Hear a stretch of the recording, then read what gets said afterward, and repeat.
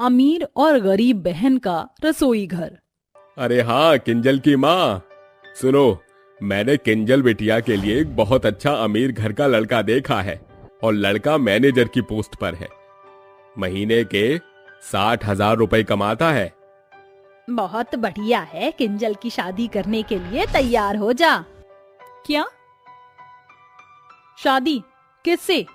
कौन है? कहाँ का है? कब हो रही है? अरे कोई मुझे भी तो बताओ, मैं किसी गरीब लड़के से शादी नहीं करूंगी। अच्छा लड़का हो, अच्छे पैसों वाला। अब तो जानते ही मेरे नखरे। मैं जानता हूँ, मैं अपनी बिटिया को इसलिए बहुत अच्छे घर का लड़का देखा है। तू फिक्र मत कर, वहाँ बहुत खुश रहेगी।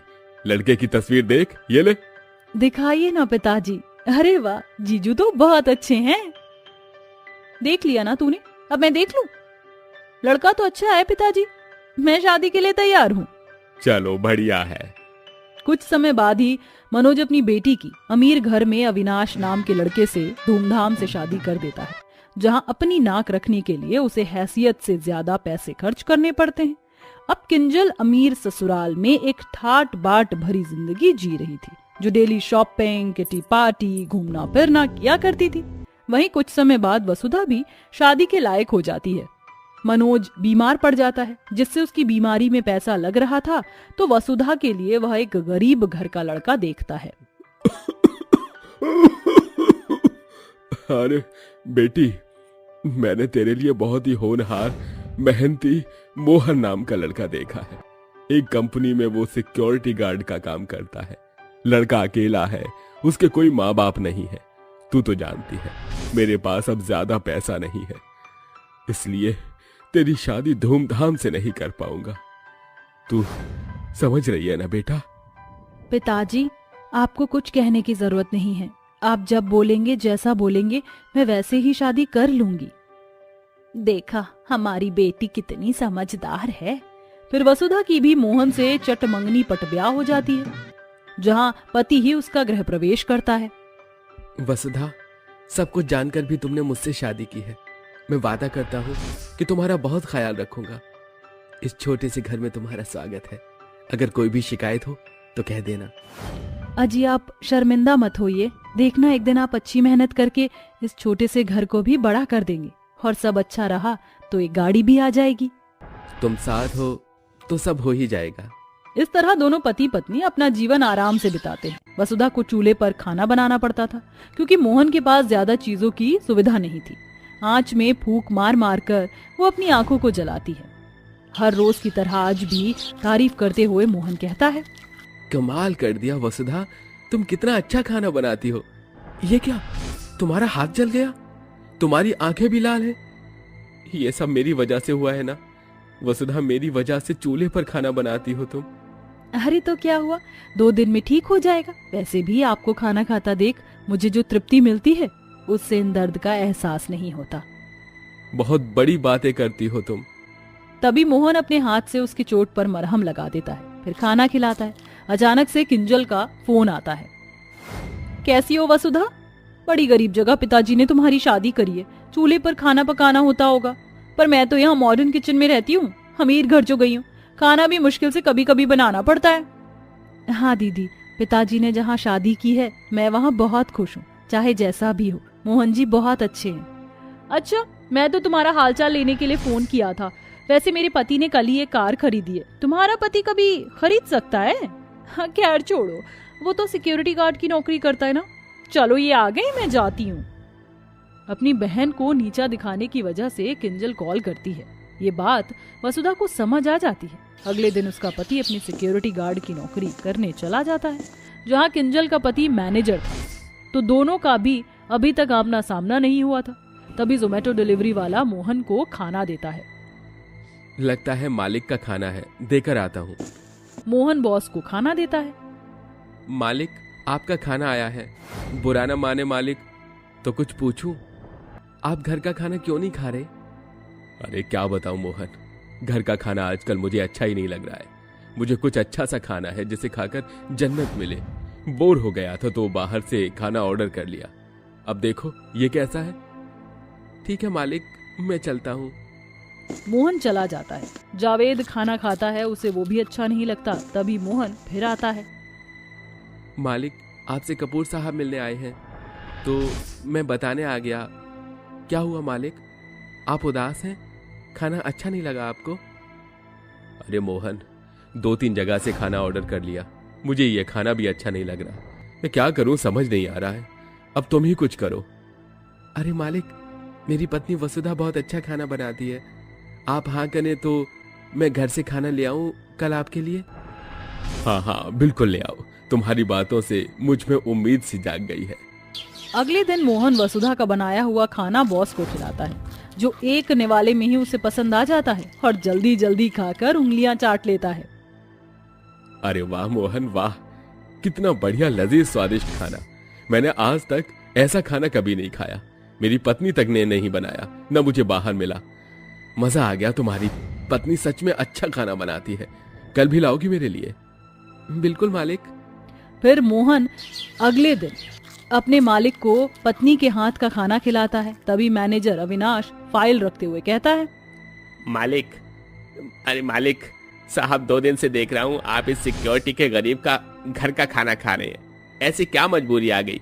आप मुझे कह देते, मैं अपनी पत्नी से कल खाना बनवा कर लाऊंगा आपके लिए। अच्छा ऐसा है, तो ले आना, तुम्हारे घर का खाना भी चख लूंगा। खाना कैसा भी हो, इसमें अमीर और गरीब करने की क्या जरूरत है अविनाश। मोहन तुम जाओ। मोहन टिफिन लेकर चला जाता है। अविनाश किंजल से शाम को कहता है, किंजल, कल मुझे अपने बॉस को खाना खिलाना है, तो बढ़िया खाना बनाना, रोज की तरह। ये नहीं कभी नमक कम कभी ज्यादा। मेरी प्रमोशन का सवाल है। ठीक है, ताना मत मारो, पनीर कोफ्ता दाल मखनी बना दूंगी। अगले दिन अविनाश टिफिन बनवा कर ऑफिस ले जाता है, जहाँ लंच में जावेद अविनाश के घर का पहला निवाला खाकर ही उगल देता है। ओहो अविनाश, ये कैसा खाना है? दाल कच्ची सी है और इतना ज्यादा तेल नमक। ऐसा खाना खाते हो तुम घर में? तुम तो बोल रहे थे तुम्हारी पत्नी अच्छा बनाती है। इससे अच्छा तो मोहन की पत्नी बनाती है। तुम्हें किसी की ऐसी बेइज्जती नहीं करनी चाहिए थी। Sorry boss. जावेद अविनाश की बात की माफी मांगकर मोहन को दोबारा से उसकी रसोई का खाना लाने को कहता है। वहीं शाम को घर जाकर अविनाश किंजल को बहुत खरी खोटी सुनाता है। तुमसे एक काम नहीं हो पाया।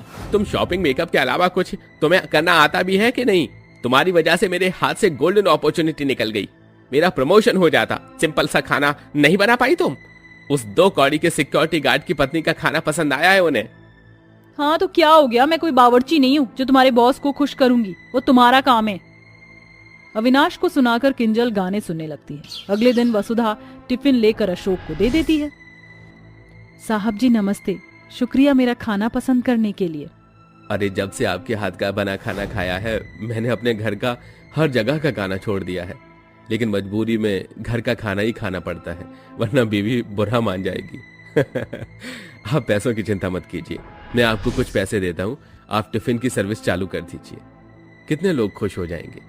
सच्ची साहब, मुझे इतना लायक समझने के लिए आपका बहुत बहुत शुक्रिया। वसुधा कुछ दिनों में ही टिफिन सर्विस चालू कर देती है और अब जावेद मलिक उसकी कंपनी के बाकी एम्प्लॉय वसुधा के बने हाथ के खाने का स्वाद लेते हैं। इससे उसकी आमदनी बढ़ गई थी और 5-6 महीने में ही वो इतनी तरक्की कर लेते हैं कि एक छोटे घर से बड़ा घर ले लेते हैं, साथ ही एक रेस्टोरेंट ओपन करते हैं और मोहन सिक्योरिटी गार्ड की जॉब छोड़ देता है। वहीं दूसरी तरफ अविनाश काम में धोखाधड़ी करता है, जिससे उसकी नौकरी चली जाती है और वो गरीब हो जाता है। वसुधा और मोहन कार से जा रहे थे कि किंजल और अविनाश कार से थोड़ा टकरा जाते हैं। वसुधा कार से बाहर निकलकर, अरे किंजल दीदी, आप ये आपने क्या हालत बनाई हुई है? बहन वसुधा, तू ये कार तेरी है? बहुत अच्छी बात है मेरी बहन कि हालात सुधर गए। खैर हमारे साथ जो हुआ वो हमारे लालच के कारण हुआ। बस ये और मैं काम की तलाश में ही निकले थे। साहब मैं आपको ऐसे नहीं देख सकता। अगर आप चाहे तो मेरे रेस्टोरेंट में मैनेजमेंट को देख सकते हैं। माफ कर देना मोहन, मैंने तुम्हें पहले बहुत कुछ कह दिया था। मुझे नौकरी देने के लिए धन्यवाद। और हाँ साहब मत बोलो, हम तो रिश्तेदारी में है ना। चलिए दीदी घर चलते हैं। इस तरह अमीर बहन का गरीब बहन को अच्छी हालत में देखकर घमंड चकनाचूर हो जाता है। वहीं मोहन अविनाश को अपने रेस्टोरेंट में मैनेजमेंट का काम देता है। इस तरह वो दोनों अब खुशी खुशी रहने लगते हैं। देखा ना दोस्तों आपने, वक्त को पलटने में देरी नहीं लगती, इसलिए कभी किसी को कम नहीं समझना चाहिए। माँ, मुझे बहुत ठंड लग रही है। माँ, दादी के कमरे से हीटर लाओ ना। हमारे पास स्वेटर भी नहीं है।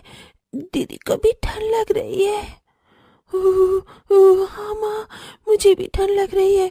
इस कंबल में ठंड रुक नहीं रही है।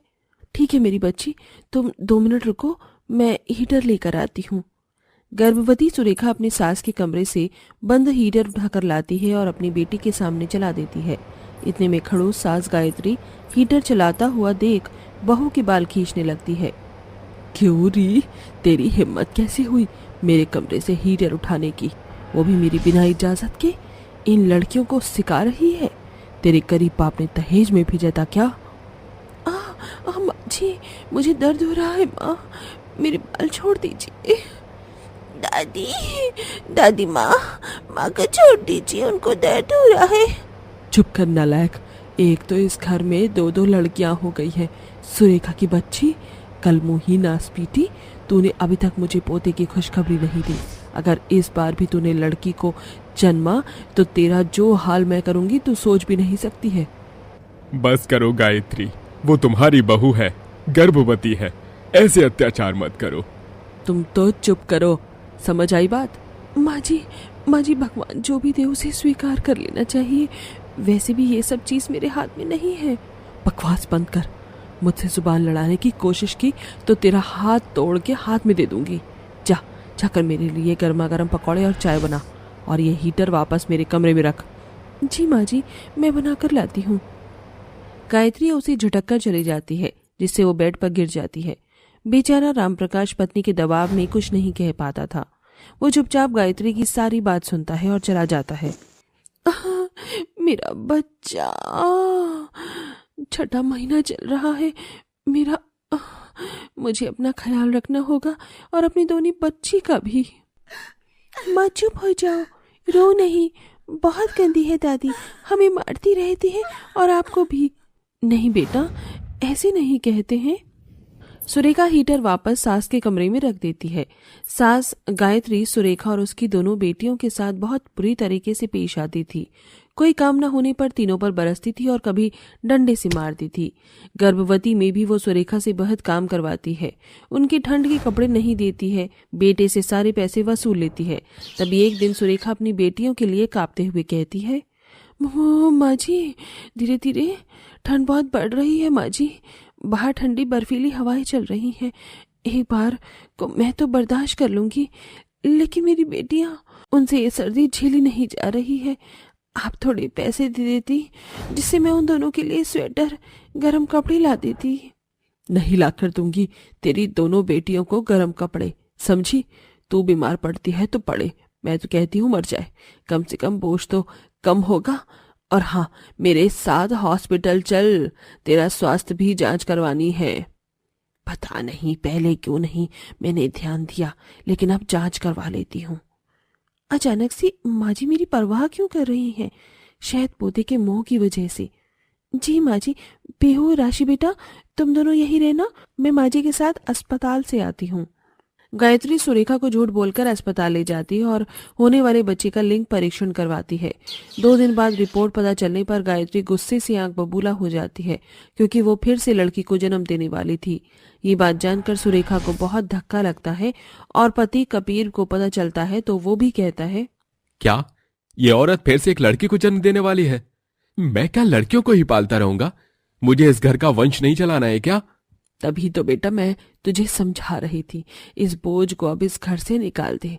मैं इस घर में एक लड़की और नहीं आने दूंगी। माँ जी, कबीर जी ऐसा मत कीजिए, मैं इतनी ठंड में ऐसी हालत में अपनी दोनों बेटियों को लेकर कहाँ जाऊंगी? कबीर जी, आप तो मुझसे प्यार करते हैं ना, ऐसा मत कीजिए। प्यार व्यार गया तेल लेने, चलो निकलो इस घर से फौरन। माँ बेटे मिलकर गर्भवती सुरेखा और उसकी दोनों बेटियों को बर्फीली ठंड से घर में बाहर निकाल देते हैं, जिससे वो बहुत कांपने लगती है और रोती है। माँ बहुत डर लग रही है माँ। हाँ माँ, हम कहाँ जाएंगे? दादी के साथ पापा भी बहुत गंदे हैं। पापा हमारी बिल्कुल परवाह नहीं करते, वो हमसे प्यार नहीं करते हैं। पता नहीं बेटा, इस हाल में हमें कहाँ सर ढकने को छत मिलेगी। तुम्हारे पापा दादी के बहकावे में आ गए हैं, वरना वो ऐसा कभी नहीं करते। तीनों माँ बेटी पर कोई शॉल स्वेटर नहीं था। कांपते कांपते वो रेलवे स्टेशन पर आ जाते हैं, जहाँ खाली बैठने पर सफाई कर्मचारियों ने भगा देता है। फिर रेलवे स्टेशन की खाली जगह पर एक खाली ट्रेन का डिब्बा था, जिसे देख सुरेखा उसके पास आती है। वो अपनी बेटी के साथ वहां बैठ जाती है। इतने में पीहू के सर पर हाथ रखने पर उसे पता चलता है कि उसे तेज बुखार है। हे भगवान, पीहू को बुखार आ गया और राशि को भूख लगी है। मुझे पैसों का इंतजाम करना होगा। सुरेखा ऐसे हाल में सबके सामने हाथ जोड़कर रेलवे स्टेशन पर भीख मांगती है, मदद मांगती है, लेकिन कोई उसकी पुकार नहीं सुनता। वो खाने वाले ठेले पर काम मांगती है तो भी उसे कोई काम नहीं देता है। ऐसे में वो झोली फैलाकर रोते रोते गाना गाने लगती है। ए मालिक तेरे बंदे हम, ऐसे हो हमारे करम, नेकी पर चले और बदी से डरे, ताकि हंसते हुए निकले दम। ए मालिक तेरे बंदे हम। रो बहन जी, मेरी मदद करो, कोई खाने के लिए पैसे दे दो। उसका गाना सुनकर आते जाते लोग उसकी झोली में कुछ पैसे डाल देते हैं। तभी एक बूढ़ा कहता है, बेटी, तुम गर्भवती के समय में यहाँ पर क्यों हो? तुम्हारा पति नहीं है और ठीक ठाक हो तो गाना क्यों गा रही हो? कुछ काम कर लो। मेरी मजबूरी है बाबा जी, गर्भवती को कोई काम नहीं दे रहा।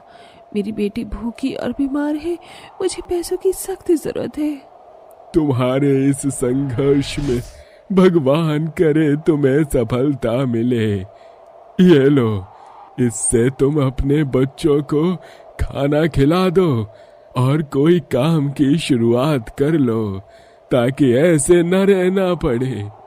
आपका शुक्रिया बाबा जी। फिर सुरेखा उस पैसे से पास की दुकान से दवाई और खाने का सामान ले लेती है और ट्रेन घर में चूल्हा बनाकर पत्थर से आग जलाकर अपनी बेटियों को खाना खिलाती है और दवाई भी देती है, जिससे पीहू का बुखार उतर जाता है। और बचे हुए पैसों से सुरेखा चाय समोसे का सामान खरीद लेती है, जिससे ट्रेन घर में बनाकर वो रेलवे स्टेशन पर बेचने जाती है।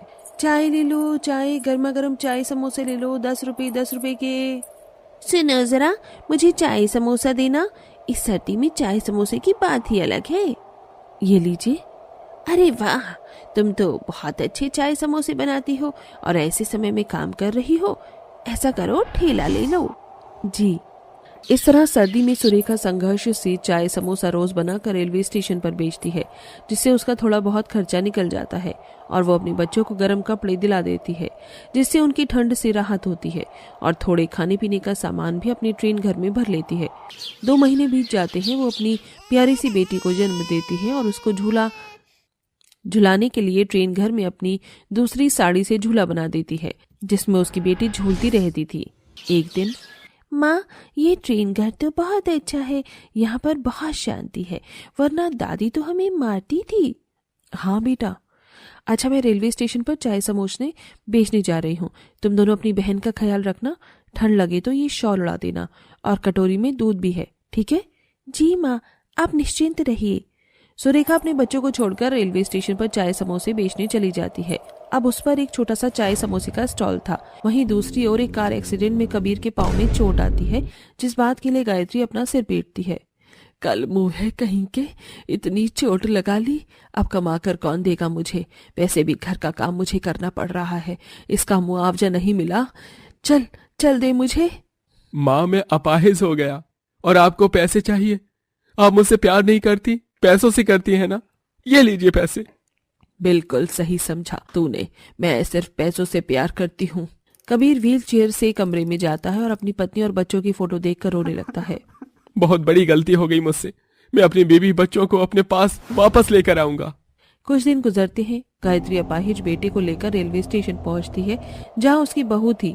वो दोनों राम प्रकाश को लेने आए थे। वो बेटे के नाम जमीन जो करवाने गया था। इतने में कबीर को सुरेखा दिखाई देती है। वो व्हील चेयर से उतरकर गले लगाने की कोशिश करता है। इतने में सुरेखा उसे संभाल लेती है।